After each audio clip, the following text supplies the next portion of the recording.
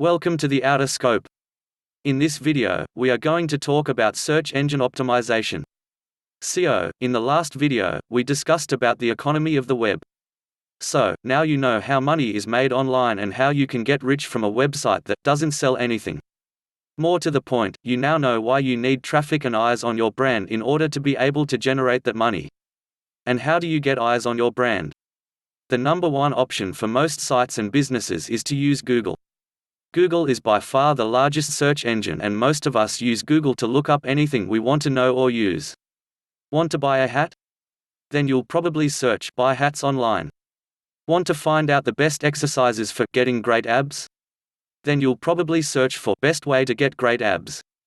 Search engine optimization is all about making sure that your site is the one that comes up first, or near the top when someone performs a relevant search like this. That way, people who are looking for your products or your content will find your site. This is still probably the most effective way to bring new visitors to your site and to increase your brand's visibility. But how do you get to that point? A brief history of SEO. To get your site to the top of Google, you need to get inside the mind of Google. That means cracking Google's algorithm and understanding how it indexes and ranks websites. There was a time that this was all very simple. Essentially, Google maintains a huge database of websites and keeps information regarding their subject matter, their quality, etc. When you search Google, it consults this database in order to present you with the most relevant responses. Google builds this database using spiders or bots. These are programs that trawl the web in order to scrape content and add it to the index. To find new pages, these bots will follow links on pages that are already in the index.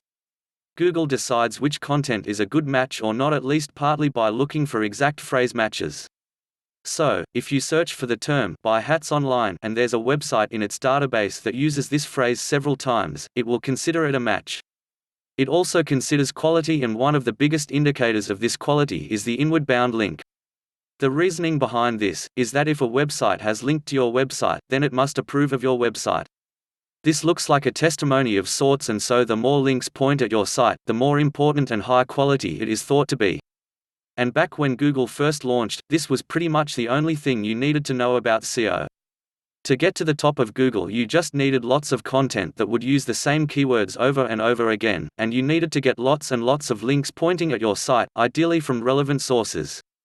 So, if you wanted to build a website about making money online, you would start by researching keywords. That would mean using Google's keyword tool in order to see which queries related to your topic were the most popular among users. In other words, which phrases get searched for the most. Let's say you then pick "make money online." From there, you'd then start adding new articles to your website, each containing the phrase "make money online" a few times per paragraph. And on top of that, you'd then write content to submit to other websites, perhaps some content farms like eZine articles back in the day. Content farms are sites that let anyone add new content to their pages. This means that you could write 100 articles a month on how to make money online and ensure that each one included a link back to your website, using the anchor text "make money online."